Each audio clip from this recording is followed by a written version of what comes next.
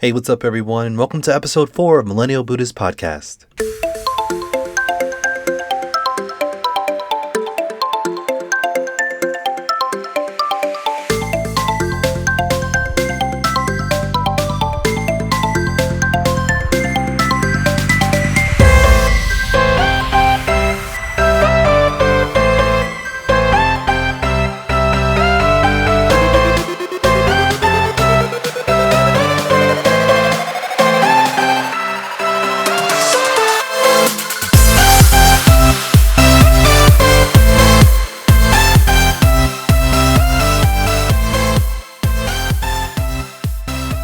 Hey, what's up, everyone? Thank you so much for tuning in today to episode 4.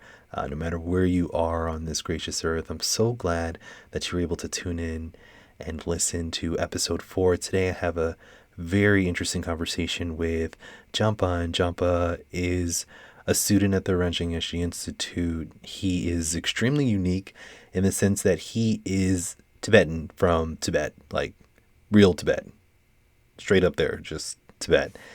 And he's going to speak with us today about what it's like being the son of a former monk, how that was the foundation of the beginning of his studies and his own spirituality. He speaks with us about how Buddhism is intertwined within Tibetan culture, about how he learned English at the age of 24 and now he's completely fluent in it. It's absolutely amazing because he's only about 30 years old, I think. So that's awesome. And also, Champa speaks with us about being a vegetarian. A lot of people, when you think, if you've learned anything about Tibetan culture, you know that there's some serious meat eaters. So, what's it like being a vegetarian? So, sit back, relax, and please enjoy episode 4.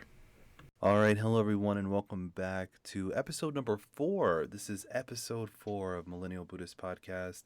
I'm so happy that you decided to tune in today to listen.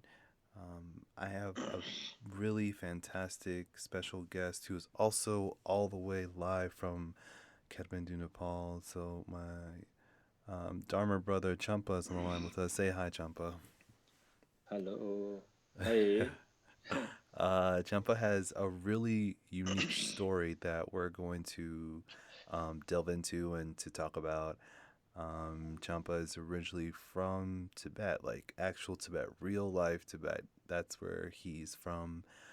So Champa today is going to tell us about his experiences, what brought him to where he is now in Nepal, and possibly some things that he wants to work on. So welcome, Champa. And I wanted to start off by asking you if you hmm could tell us a little bit about your early life, your childhood, and how that was. Okay. Yeah. Hello, everybody. My name is Champa, and I'm a Tibetan coming from Tibet to study in RI in Kathmandu. And I was born in Tibet in Dakpo region, which is in the southeast of Lhasa, about 300 kilometers away from Lhasa. The Dakpo is the birthplace of Gampopa, the father of Kagyupa school in Tibetan Buddhism. And I was born there uh, in 1985. And I grew up mostly there. And then I went to earlier school in Dakpo and later in Hoka, which is it's called, Hoka is called the cradle of Tibetan civilization, where we, we will see the first monastery, first palace, and the first field of Tibet. Until the 7th century, the capital of Tibet was there in Lhoka. I went to school later, high school in Lhoka, and, and then uh, after high school, I went to Chengdu, Sichuan province, for 2 years of college. After that, I came back to Lhasa and studied English for 2 years in a private school in Lhasa, and then in 2000, at the beginning of 2010, I became a tour guide in Lhasa, international, not international, sorry, just a national English speaking tour guide. And I guided many tourists from around the world, especially many German tourists and American tourists in TAI, Tibet Autonomous Region. We went to many famous places in Tibet, like Everest Base Camp and yeah, many other monasteries, lake like Namso Lakes and Yamdro Yumso Lake, and those things. Then during my tour guide experience, a tour guide world, I learned that many people, especially in the West, were curious and passionate about Tibetan cultures, Tibetan language, and Tibetan religion, and they want to learn. They want to know, and they want to learn more about it. Then I also had the inspired. I myself was inspired uh, to deepen my own understanding about our cultures and our religions. And I uh, myself had compared to the student here, I had a bit different of the background. Me and my brothers, five brothers, were born Mm-hmm. after my father met my mom, and then as a kid, we uh, learned all the daily prayers from fathers, and Mm. that was one of the a child who influence or the experience that I carried throughout my life, and based on that, then later as a tour guide, I also learned learned the importance of the the the, the preserving our cultures and our religions. Okay. That's why yeah, I came down here to study in RI. Just Yeah, you left Tibet and you came down to Kathmandu to study at the Ranjanishi Institute, which I have said in previous episodes that I just like to refer to it as the Shedra. yeah. Um, so kind of, I'm really curious about what it's like to have um, your father as a teacher, and what role does he still play today in your spiritual life, and does he ever encourage you to become a monk? Uh, yeah. When we were young, at the beginnings, there was I have five brothers. I'm the youngest one, and Wow. my yeah, I'm then my elder brothers. Number one, number second, number third. During their time, there were no schools, and Uh also huh. our monastery wasn't restored back. And our monastery in our village, the monastery was later restored back in 1980s around. Yeah, Therefore, when the Chinese yeah, government allowed outsiders to come inside and yeah. to Then yeah. after Chinese, President Mao passed away, and then President Deng Xiaoping took up the positions, and then he opened the door, and he also, uh, he was much more, uh, what do you call this, easy on Mm-hmm. and especially the policy and the minority ethnics Yeah, and preserving which our was really cultures and our good. religions. Yeah. That's Then really good. many monastery in Tibet uh, restored back there. Mm-hmm. Then including our father's monastery. Then that was then my fifth brother in my time. Then there was school in the village, and they were also monastery. Our monastery were restored back. Then between me and my brothers, we both would, at the beginning were saying we want to go to monastery. Then Mm. my brother, my father said, but you know, also at the same time, there's 9 years, compulsory education policy. Mhm. Kids also must, should be sent to school. But at Mhm. the beginning, my fifth brother and me both were sent to school. But then, Mhm. a little later, my fifth brother very quickly, uh, you know, gonna just drop school, and Mhm. then he joined monastery. And then Mm. I continued as just a secular student in a government school. Okay. Yeah. So your brother, And he's still a monk in the monastery in your hometown? yeah, he was a monk. Also, then later he also, due to other uh, things, he was trying to come to India, but then Okay. wasn't very successful, and the then government find out, and they were then many monks, not only him, there are many monks, trying to Uh-huh. come to India, because in India the better shelter is in India. Yeah. In Tibet, even though monasteries were restored, but all the teachers are not there. They left Mhm. for, or at the beginning, they left Mhm. for from the many years back. They already left for India. So there are many monks, you know, wanted to join the Sheta in India, but my brother was one of them, and but you know their kind of their plan to come down here wasn't very Yeah. successful, and then Oh. they were thrown, also kind of not allowed to stay in the monastery anymore. So this just my brother also as was back to the village. Uh-huh. Yeah. Okay. And so now in the village, my brother and my fathers are still kind of playing that in the village as what do you call, in Tibet we have it, because it's different from the village here and the village also maybe in the West.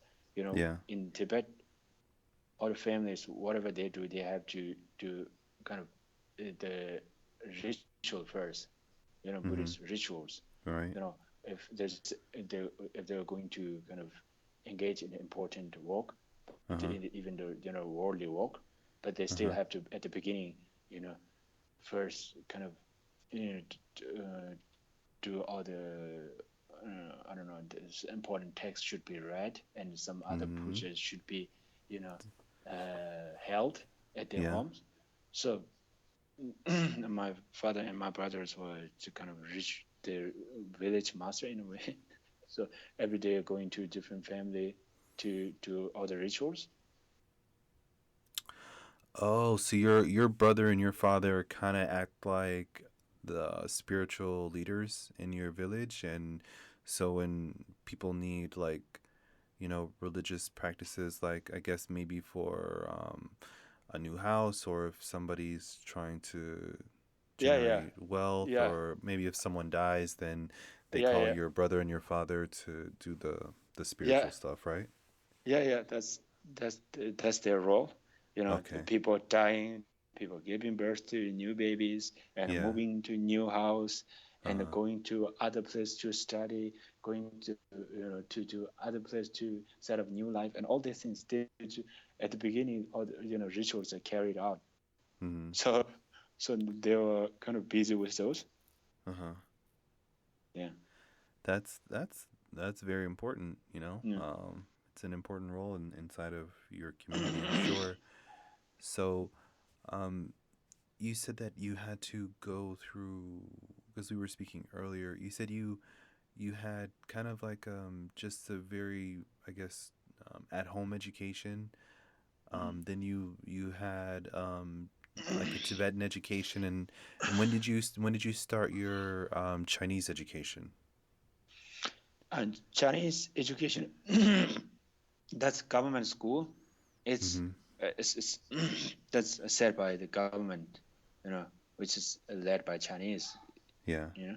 So as long as you join the school, which meaning Mm-hmm. the secular school, not Mm-hmm. monastery, then it's all the schools run by the government. So that's where you So learned about. yeah, Um, the very few schools are run by individuals.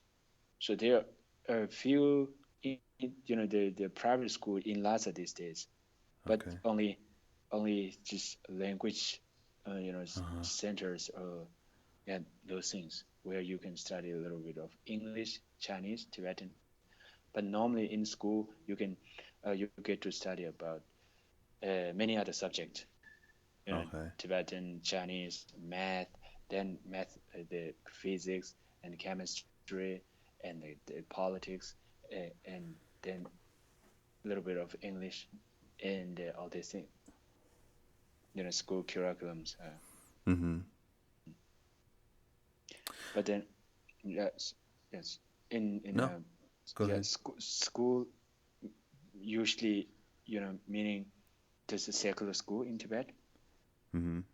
and then also mostly run by government. There are very few schools run by private the investor or So there's not the many private schools, I yeah guess.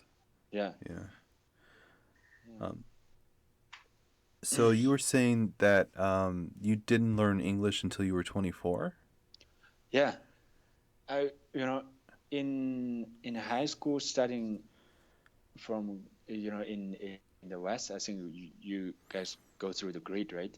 The grade Yeah. 12 grade. I think in high school here in Tibet is meaning the grade 9 grade it's a grade 12 to from grade 9 to grade 12. Mm-hmm. So that's during that time we had English class, but which is compared to other courses, it's very little. Just uh, in a week there are two English class, but each time it's 45 minutes. Mm-hmm. Then also we didn't have the native English speaker teacher. We had some Chinese teachers who's teaching Oh, who are teaching English through Chinese. okay. That's Yeah, I'm sure that's challenging. yeah. It's Yeah. just few grammar things, you know, the simple grammar all taught in Chinese. You know, then just different pronunciations and Uh-huh. grammar, the be verb and all this is taught in Chinese. And Mm-hmm. I as the individual student personally didn't like the English class at the beginning at all. Whenever there's English class, I always escape. Yeah, That's how escape I class. feel about Tibetan. I'm the Yeah. same way. Yeah. But then later, I don't know, I took up a strong kind of passion to study English. And after I graduated from college and came back to Lhasa, and I found a private English, the language school where they teach very good English. There are Uh-huh. just few Tibetans who formerly worked as a tour guide, at the beginning as a tour guide in Tibet, and then Uh-huh. later they set up language school. And then I liked those English class. They were teaching in English. Mm-hmm. And then I really started learning for real from 2008. 2008. So that I think it's you're a really you must learn languages very well because your English is quite good. Just considering that you started like learning it properly 9 years ago. So you must be an extremely good student for with languages. Uh, I don't know. I for English, I during studied, I enjoyed it a lot. Kind of, Uh huh. yeah. And also, there were not that many people speaking English. Then being able to speak English a little bit in Lhasa is kind of, it makes you feel very different. Yeah, you have a huge Yeah, and advantage versus yeah, yeah, everyone else. Yeah. yeah. Then also I had this, earlier the long time school experience, you know. Mm-hmm. Then it's not very difficult to kind of study another language. Mm-hmm. And at the same time in Lhasa, when I was doing that private language school, then Mm-hmm. there here's just next to our school there was also social science academy, Tibet Social Science Academy. In there are a few Christians, you know, you know, holding class, Mm-hmm. and but not very, you know, kind of very much like in a formal school. It's Mm. they are just working in a social science academy, but every evening there's English class, like beginners, mediums, and Mm-hmm. Mm-hmm. the what is it, advanced class. And then also every the other evenings, you know, there's 2 hours of that class taught by the Christians. And then I also did, took their class for 1 year every evening, every the other evenings. Then during the day, I'm studying in another language school taught by Tibetans, English. Mm. So then kind of every day, kind of studying basically, completely focused on English, Yeah, nothing else.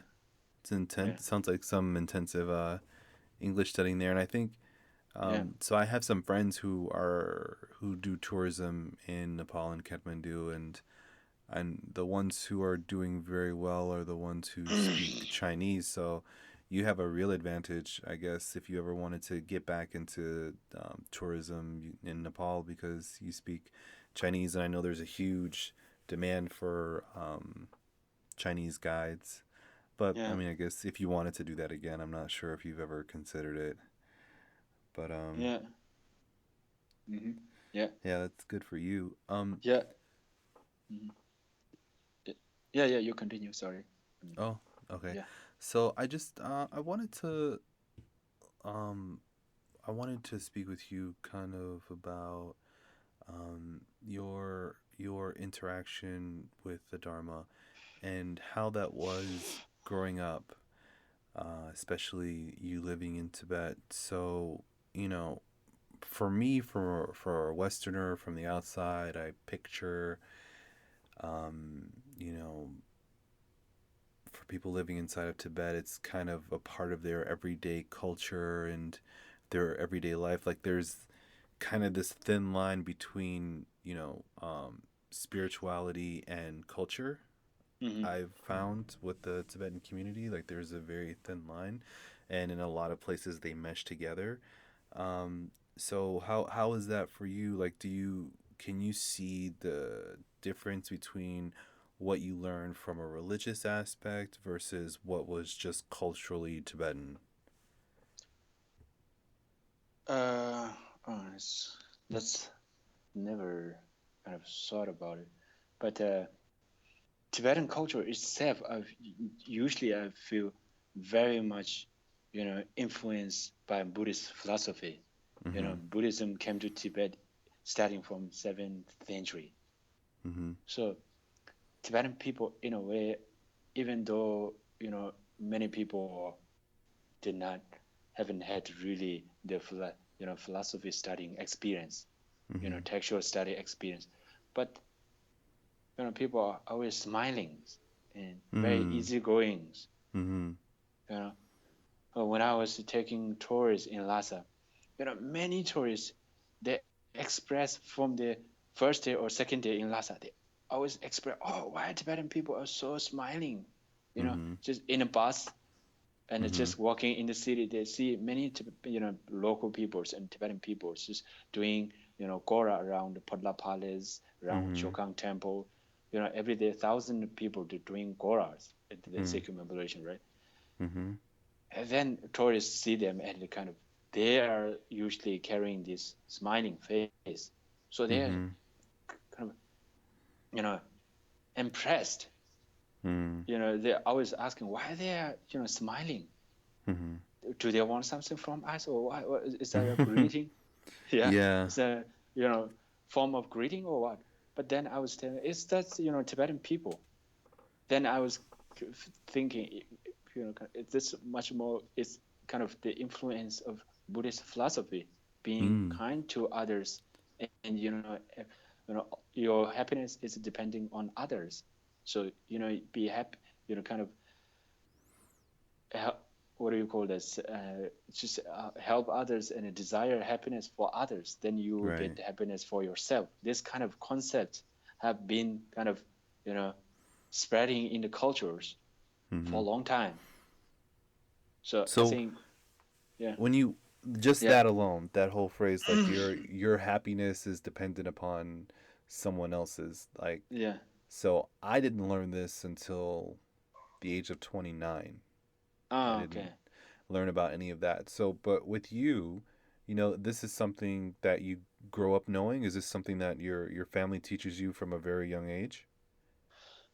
Yeah, that's for example, like my father, he had been a monk, and then Right.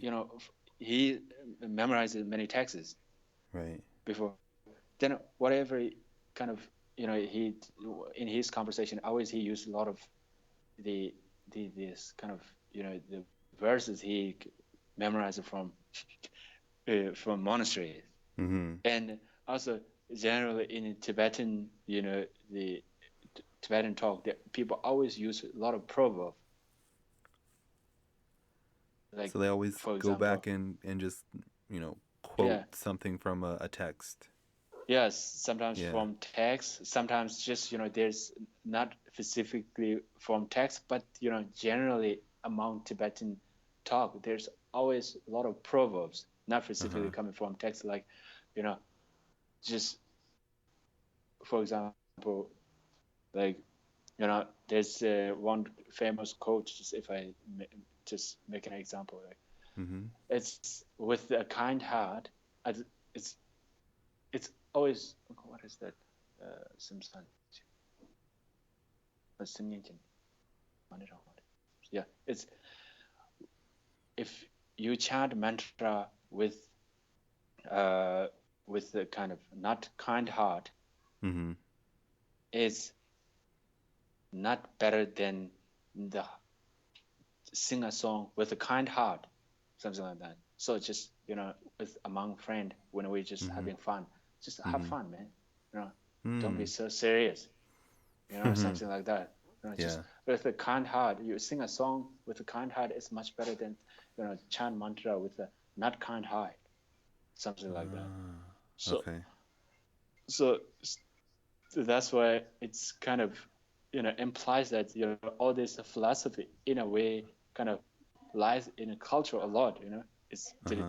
they are in a culture in Tibetan culture, right? But that this code, I don't know, it's not directly coming from a text, specific text. Mm-hmm. Mm-hmm. I mean, some codes, many codes are directly coming from codes.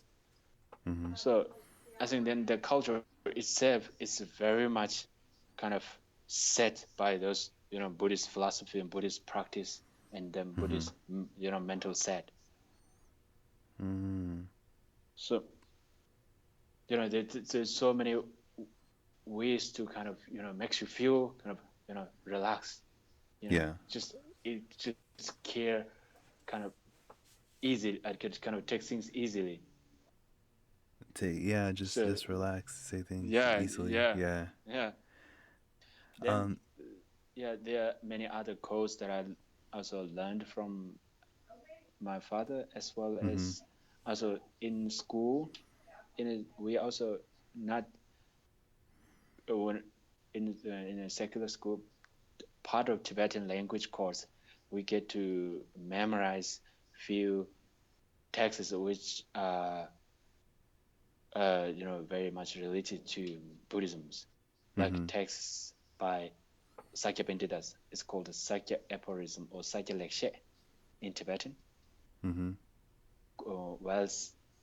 While saying of Sakya Penditas, that from that text, it's a lot of teachings, and also there are some other texts like Kachipalu and Chushin Denju, the Shastra of trees and waters. Mm-hmm.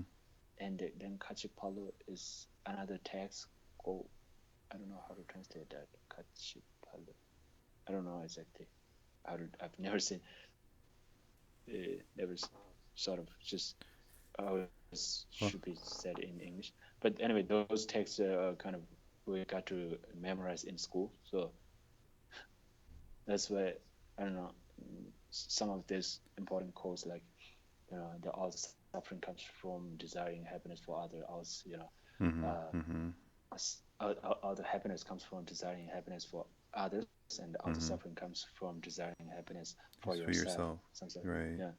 So those coming from the text itself, and I don't know. I kind of don't remember when I learned it, but I always Mm. carried it. It's that's really great that it's always been with you. That's very very very fortunate. So what have you thought about the Tibet community in Boda? What did you think when you interacted with them? Is it the same for Here, you? yeah, pretty much. I mean, nothing very difficult. Uh-huh. There's much difficulties, but Uh-huh. in terms of the dialect, it's a little different. When I, Mm.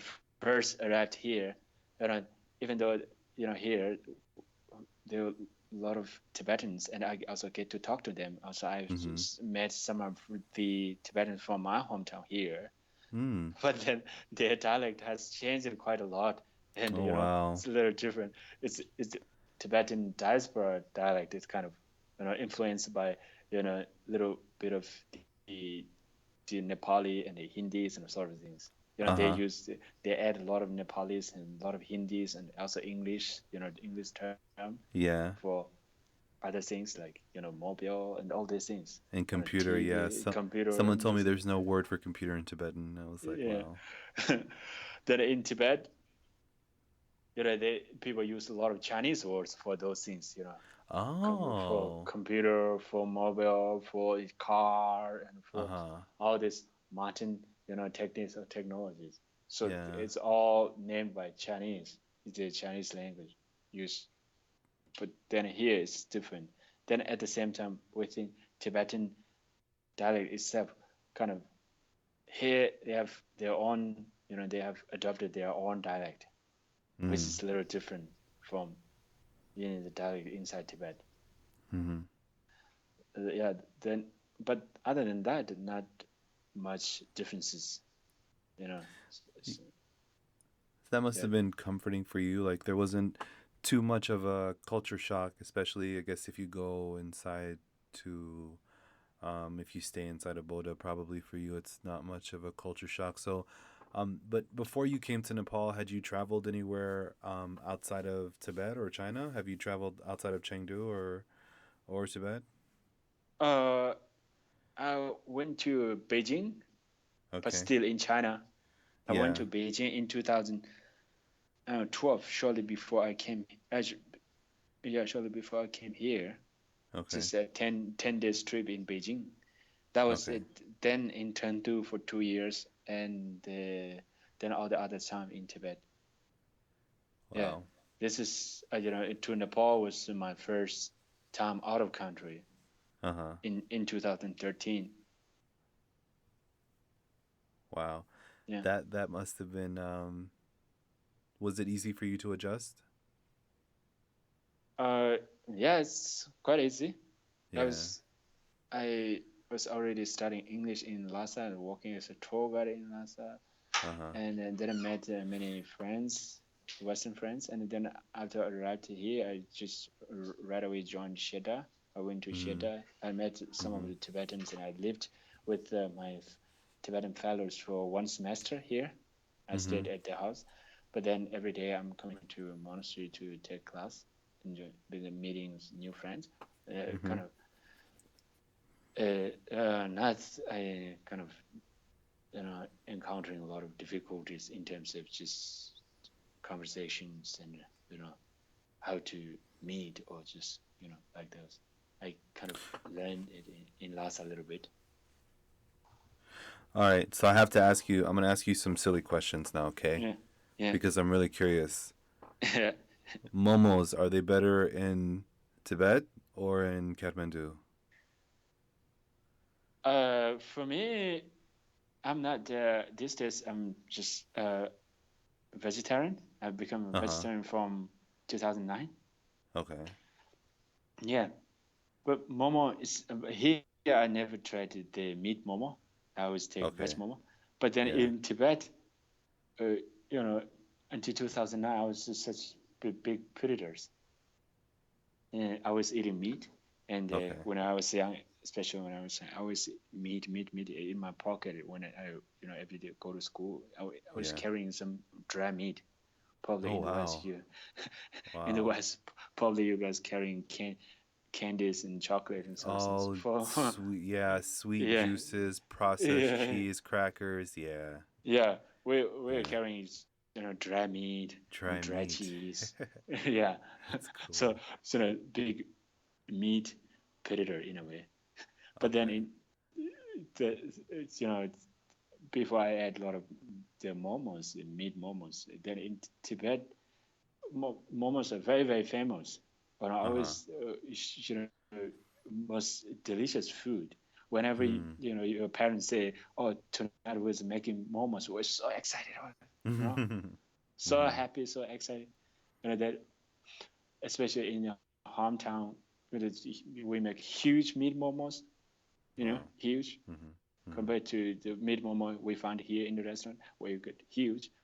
They're also so juicy, a lot of juice with a lot of fat, Uh-huh. make it very juicy, and a lot of meat.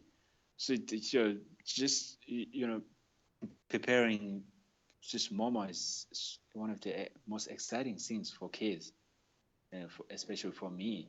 And I loved meat momo so much before. So why did you decide to become a vegetarian? Every year in April, the April month is very holy month for Tibetan Buddhists, especially, right? Yeah. Right. So we don't eat meat and others the negativities. We Mm-hmm. avoid drink, then do more virtuous things, do Gora and pilgrimage Yeah. in this month. Then in 2009, for Or I was Sakadawa. for Sagadawa. Uh-huh. First time I was just committing for 1 month not to eat meat. Uh-huh. But then, I told myself, okay, just only for Sagadawa not to eat meat. But then it's lasted until now. I know. Look at you. You're so good. I'm so proud of you. My father's also, you know, he's even much more serious than me Mm-hmm. about practice. But for him, he has to eat meat. You know, Mm. he many times, many times when there's important, puja to be held, then Mm-hmm. he stopped eating meat from, a few days earlier. Mm-hmm. But then also usually when there's no important puja to be done, then he Mm-hmm. sometimes takes some meat. Mm. It's for him. It's physically it's very necessary. And Mm. my brother also he you know stopped for 2 years, but then for him it was a little difficult. After some time, after 2 years, he's felt very sick. Mm. Then he had to take it back. Mm-hmm. Mm-hmm. So also same as one of my cousin. He also felt very sick, and one of my cousin. Then he had to take it back. Mm-hmm. And then for me, was until now, and I was felt all right. Just nothing, feels weak in my body. Mm-hmm. So then I kept going. So yeah, Yeah, it's good. It's I guess your body agrees with that type of that lifestyle. yeah, Um, so in the West, you can get these tests done for your with your blood, and it tells you mm, what foods you should eat and what foods you shouldn't eat. So some people, like you said, your brother and other family members, like they have yeah, to have meat, otherwise they'll get sick. And some yeah, people have to eat meat. And then some people, like me, for example, I took the test and it says that I shouldn't eat meat. That like I should have more of a vegetable based diet. But I think I I'm like your type, I guess. yeah, yeah, Yeah, yeah, yeah, yeah. It actually recommends that I not eat so much meat, but I still do yeah, anyways. yeah, So, yeah. but you have inspired me today to give it up for Sakadawa and then hopefully Yeah, continue further. try Yeah, for Sagadawa maybe. yeah. Yeah. Let's see how I'll see how it goes. Yeah. Right. I really it's been on my mind a lot lately, especially I don't know why, like one day I was eating chicken and it it bothered me cuz I was like I'm eating the flesh of an animal. This animal had to die so that I could eat its flesh, and I really felt bad. I really felt bad. I'd Uh, never honestly felt bad about eating meat before. I just thought, oh, maybe I should stop. But this day, like in my heart, I really felt bad. uh, So, yeah, I think it's time for me to look into becoming more of a vegetarian. And that's one of the things I love yeah. about being in Nepal, Right. is that you kind of become a vegetarian and not know it. Like there are Mm-hmm. days when you say to yourself, God, when Mm-hmm. was the last time I ate meat? Like, because there's so many dishes that are vegetable based, and that's what you, especially at the Shedra, if you eat at the Shedra every day, then, there's no meat there, for Westerners. But yeah, that's one thing I loved about being in Nepal, is Yeah. that there's a lot of vegetarian options. Yeah. Cheddar is the perfect place to be Uh huh. vegetarians every day. There's no, you know, non-veg at all. Just always the veg food. All But vegetable food, yeah, in a yeah, yeah, little restaurant slash yeah, cafe that's yeah, there. Oh man, now you've got me thinking about it. The lassi that they have there is so good, yeah. and everything is good. But No. um, so how you've you just finished studying at the Shedra? Now I'm done for credit, Uh huh. S- s- but still I'm going for classes, a few classes Mhm. like Mhm. philosophy classes that I started last semester. It's the Mhm. fall semester, and the text hasn't been covered yet completely. So I'm going for that. Okay. I'm continuing for that class, and then at the same time, I'm just preparing for master study, master admission, and Yeah. writing some applications and talking to professor what to focus on for masters, sort of things. So how's it been for you studying at the Shedra? Like, what have you thought about it? Uh, Here, you mean about the shader? Yeah. What's your experience been like? It's really, really wonderful.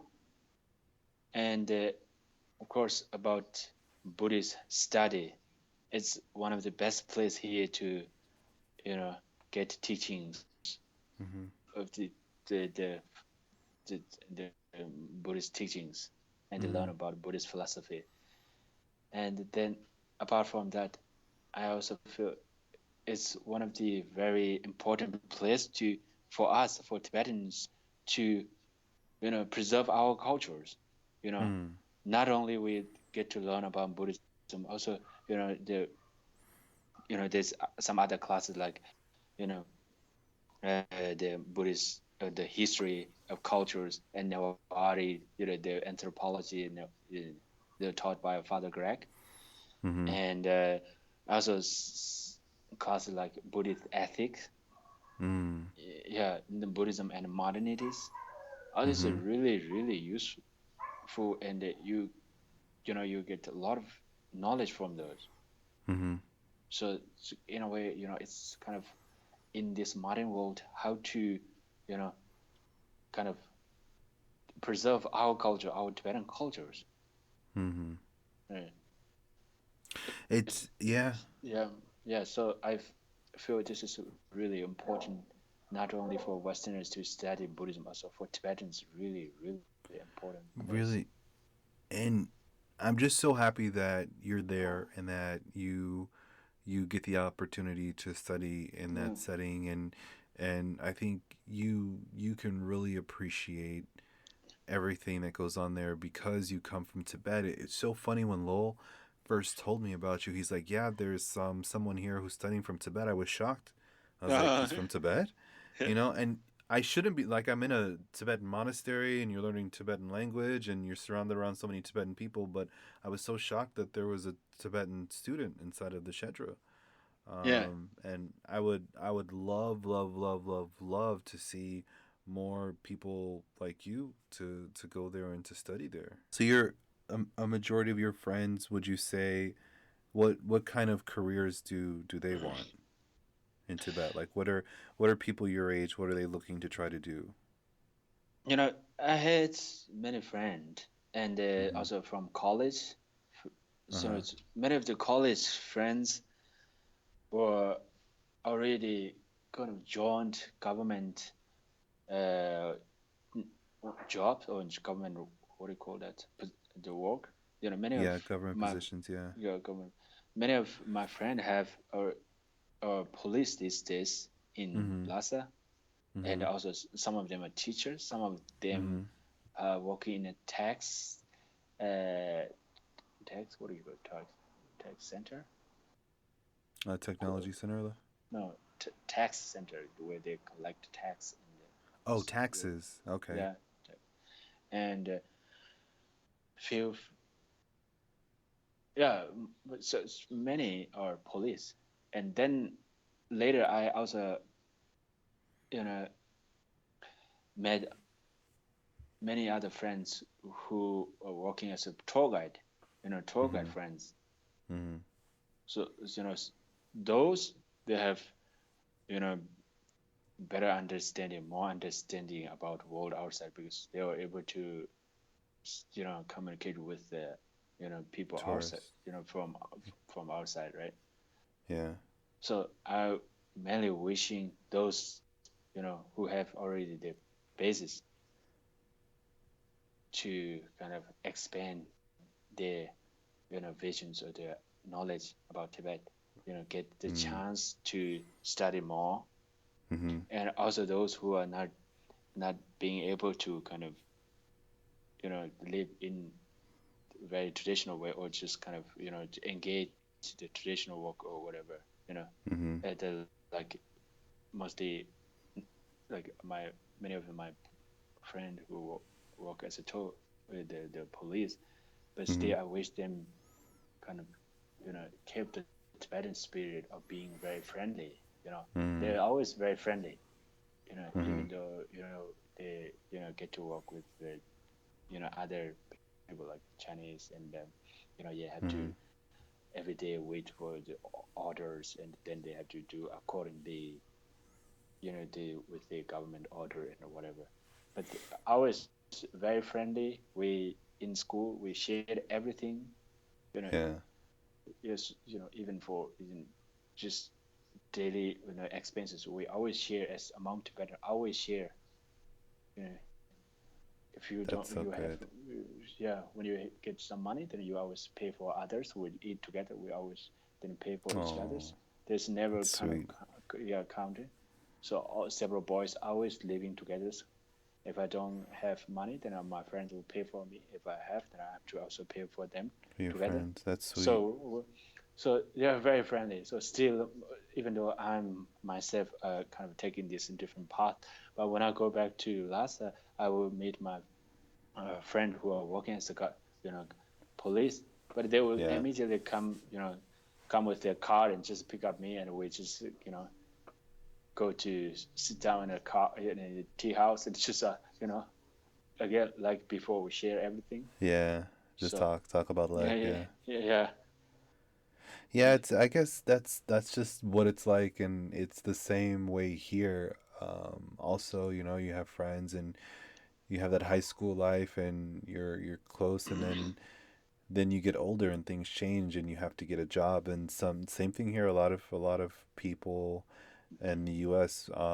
Love government jobs because they're seen as safe and secure, and a way to earn money. So, but even if sometimes, if you're a police officer, you can't always be happy, smiley. You have to be strong and sturdy and have a different, Right. yeah, you can't just be like really happy, friendly, and wishing everyone nothing but Right. love and blessings as a police officer. But and it's the Yeah. same thing too, Yeah. when the uniform comes off and you're just wearing jeans and a t-shirt with your friends, then you can just be your normal self again. So, but I just think it's great that you you want to learn more and you went for it. I guess Yeah. Yeah. that's really really good. Thank you. Yeah. Thank you. Oh, what do you want to so after you finish your studies at the Shedro, what would you like to do with this wealth of knowledge that you've learned? What do you want to do with it? Uh, my st- wish is still continue for master. Okay. Yeah. Then after master, I feel my actual plan is to going back to Tibet and to in you know in whatever ways to serve Mm-hmm. peoples and serve friends and serve my fellows up there. Awesome. Yeah, that's my actual the aim or That's aspiration. Yeah. it's so good. Um, that's that's a good aspiration. So like when you sometimes when you have prayers and like even if you do the prayer for the song prayer, like there's a part in that prayer where people where you pray for Tibet and you wish good things for Tibet, and I think Mm. it's good that you not only can aspire to do that, but you can also physically do it. That's your Yeah. home, and Yeah. you can help. I mean, and people want to learn more about Tibetan culture or Buddhism, then you're that guy. So Mm. Thank you. that they can go to. Not very much about Buddhism in a deeper Yeah, level. Yeah. I think you're modest, but I think you know a lot. I think you can help a lot of people, especially in Tibet. Um, any plans to go on the to become a lama to go on the 3 year retreat? Is that something you want to do? Yeah. Maybe that's 3 years retreat, more like in the in the in the longer future. Okay, in the longer Yeah. future. Yeah. Okay, all Yeah. right. Yeah. Well, Jump, I want to thank you so much Oh, no for problem. sharing your life with me and for being a part of this podcast. I wish you nothing but the utmost Yeah. success in your studies into the master's program, and then heading back home and helping out there where you can. Yeah. So just I wish you nothing but the best of luck, and hopefully I'll get the chance to meet you face to face one day. That'd be great. Yeah. Yeah. Definitely. Thank you very much for all the wish, and also I wish you the same, and I wish you come back here soon and study with us. Uh huh. Yeah.